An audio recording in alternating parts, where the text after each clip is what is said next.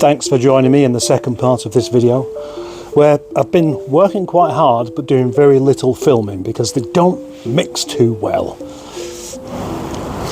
And look, Gearbox is released. Those funny little ball bearing things there. That's probably got something to do with the problem. I would be feeling quite triumphant at the moment, but it is literally half a job done. And I always find taking things apart easier than putting them back together. It's raining, so I've stopped work. I don't mind being cold, I don't mind being grubby, but I don't really want to get soaked as well. Although the MOT man next door, he's always happy to offer some advice, and he said, you could have had it done by now if you weren't faffing around like a big girl. Just look at him though. See how happy he is because he spotted a helicopter. Yesterday, I gave up because it was raining, and now I'm glad I did because look. There's my old clutch, and it's pretty well worn out anyway, so it kind of needed replacing. That means I have an extra thank you to GE Automotive.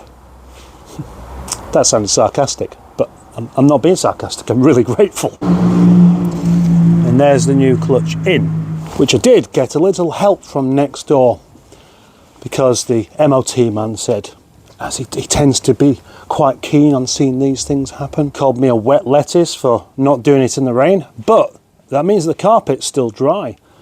And he came around with his alignment kit. There's my old release bearing. It is absolutely shot. There's my new one, which is new. The key to doing jobs like this by yourself when you haven't got the correct tools is to be resourceful. And I am. Look, engine crane. The only thing is, engine crane doesn't seem to be working very well any longer. It's not done any good being outside all this time. After many hours of incredible struggle, not being able to align this thing up properly, although I haven't lost my temper, I haven't sworn once, and I haven't done myself an injury, I've decided that perhaps I was wrong to try and complete this with the drive shaft in place. And so I've taken it out, like so. This is more or less lined up, but it's about an inch off fitting in the hole properly. You see? But even with the drive shaft out, it's still just, it's like there's some resistance there. It's like, it must be lined up properly, but I don't know whether forcing it's going to be a good idea. Maybe it needs force, maybe it doesn't. I don't particularly want to be going cap in hand next door asking for their help. Although they are helpful, I don't like asking for help. I like to struggle. I enjoy spending all day getting grubby. Nice day, Ferret, though. Nice day, Ferret! Gosh, why does that amuse me so much? A day filled with joy and disappointment in equal measures. What a wonderful sunny day. It's been great, but I can't get that gearbox to just line up. Well, I mean I can, but then it won't push into the hole. And it's... The R65 gearbox is a lightweight gearbox, but it's not that lightweight when you're trying to pick it up over the bonnet or from underneath. So the trolley jack was necessary, and trying to balance it on that trolley jack really wasn't very easy at all.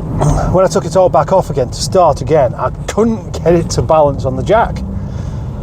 But after these months of misery and rain, today's been such a welcome change. No wonder I've managed to stay positive all day.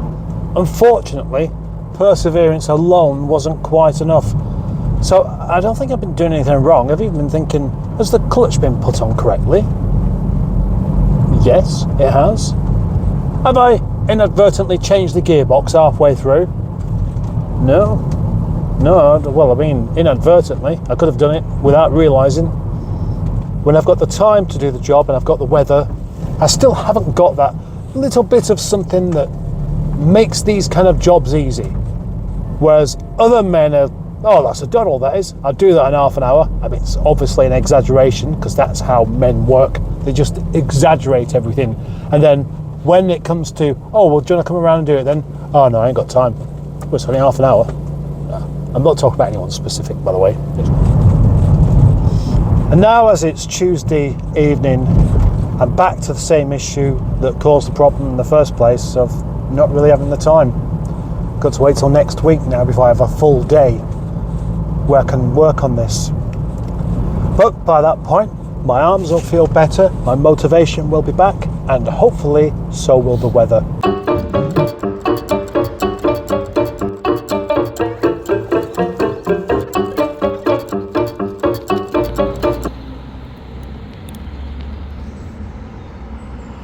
That big wagon down there causing a bit of an obstruction. Not sure why it's there, but plenty of drivers expressing their opinion at it with their horn.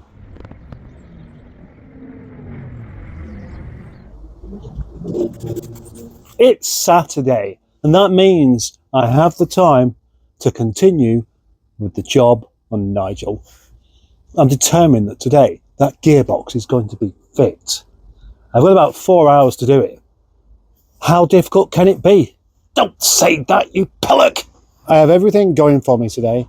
It's not going to rain, and a bit of time, but my arms are still aching from the other day when I was trying to get it on. But you get nowhere without fighting.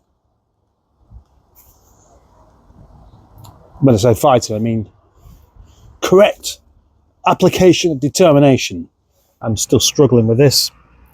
I can lift it up okay, and lift it up whilst being arched over the bonnet of the car. But lifting it up and then slotting it into place, or sliding the jack underneath it, because the little wheels won't move very easily on this rough ground. And lifting it up with two hands while trying to kick the jack under with my foot isn't really working. Another jacking and heaving session, and I've got it really close. And then I looked on the floor and the clutch release bearing had actually fallen on the floor, so I had to start again. I have got it in. I have got it lined up and I've got it in. I might just repeat that. Honestly, what a relief. I'm overjoyed. I really thought there was something going on there. I feel like a 90-year-old that's just discovered Viagra. I've got it in. I'm going to celebrate with a cup of tea, which is unusual for me because I've been consolidating myself with cups of tea all day. So now I'm going to do exactly the same thing for an entirely different reason. Relax! I can now relax somewhat because it means that I can bring the jack back inside. And I don't have to bring the gearbox back in either later on. Yeah, I brought it in the other day because around here, those four-legged long bald tail things are not the only kind of rats that we have. And if anyone was to spot a gearbox on the floor, they'd probably think, yeah, that's about £6 weighed in. That's the gear linkages back on. And now you'd think that having done the most awkward part, I'd be full of motivation.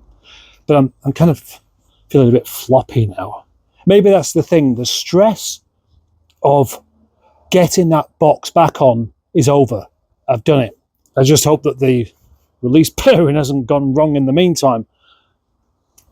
Can it do? I don't know. So I've just got to put the drive shafts in and put a few other bits, the stabilising bar on the top and find the missing bolt, etc. And tighten a few bits up. Not bad, really. Oh, and this thing fell out as well, which was plugged into the top of the gearbox. It's now Sunday, and I've got 2.5 hours worth of daylight that I can use. And that's right, I didn't come in until very late because I had the misfortune of being taken somewhat drunk last night with my friend Vaughan. And so, a bit of a late start. So, all I have to do next is connect that speedometer, rev counter thingy, whatever it is, looks like got a bit missing, a couple of engine mounts, do up a few bolts, reinstall the drive shafts and the battery, tighten up the starter motor. Mind you, I do also have to split the ball joint so I can get the other drive shaft back in, nip all that lot back together, pull the wheels on, start it up, see if it works. Oh, no, there's one other thing that I'm not looking forward to, and that is reconnecting the clutch cable. Bit of a tricky one, that. I don't know if it's supposed to be tricky, but you can't stretch the cable, and, well, let's just crack on and find out. Look at this. I am, well, not finished. Got to put these in yet, and I don't want to ruin the other ball joint. So I've tried this method of whacking it either side with 2 hammers. It wasn't really working. I've only got 2 small hammers, and the access is a bit awkward. Stop making excuses. Just get on with it, man. You see, give myself a telling off there. Sometimes I need to give myself a telling off. Yeah, got the drive shaft in for the near side, and then I managed to get it in the hole, and then I managed to get the bottom ball joint on with quite a bit of faffing and hammering and moving, jacking and whatever, and then the ball joint thing started spinning as I was putting the nut on, which is what I was hoping it wouldn't. But I have found by jacking it up, it puts that pressure on it to stop it from spinning. And now it's going on okay. Ta-da! There's the driver's side drive shaft in place as well now. Knocked off by Tom next door. There's nothing like a big man with a big hammer and the technique to swing it in the way that it's supposed to be done. And yeah, he's very good. I am double checking absolutely everything as I go along, which makes it take a bit longer. But, you know, it's better than discovering that something's not right afterwards. So it's time now to reopen up the box of goodies from GE Automotive.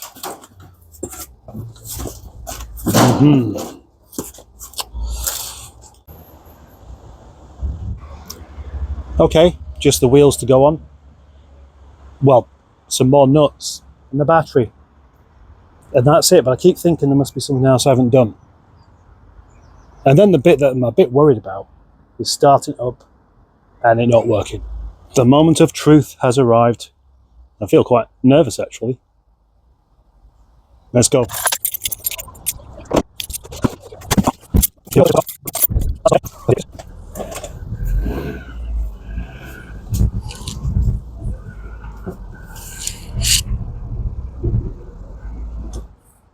The first time it's moved by itself in months. Yay! Oh, it's fantastic to be back in a 25, even if it is just around the yard. This isn't a pretend smile. I'm very happy. Yay!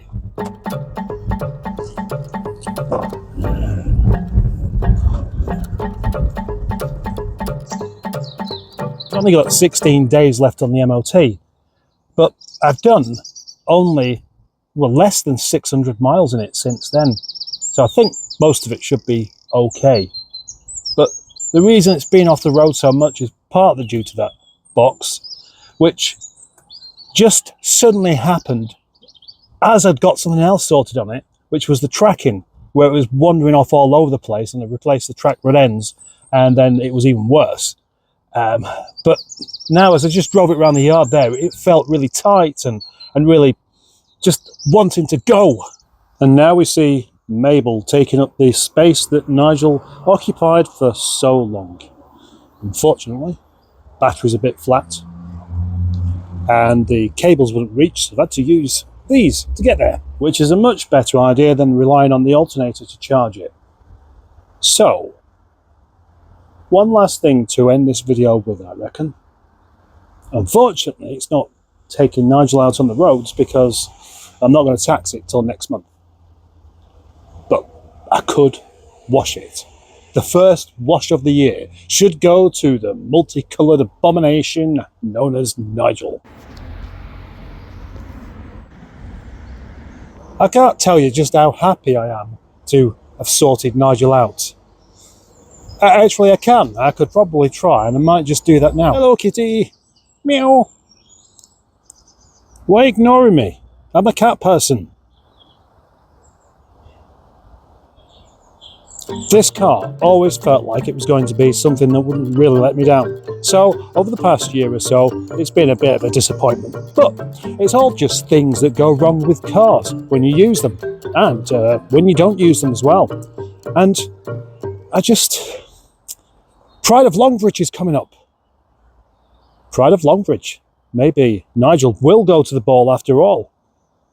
Just hope nothing else goes wrong with it now. Before saying bye-bye for this particular episode, I would like to say thank you for watching. But before that, I would like to extend my huge gratitude to Greg Elgood and his company, GE Autos, for supplying these parts. And to Tom in the garage next door with his special hammer technique. And my other friend, Andy, for taking the piss. So again, thank you for being a channel member. Thank you for watching all the way to the end. Thank you for liking. Thank you for leaving a comment. Thank you for watching the adverts. Thank you very much for the horrible, arduous task of watching the adverts, knowing that it's going to do me some good. Because it will. If nobody watches them, I won't get any money. And I do need some for doing this kind of thing. So, until next time, bye-bye.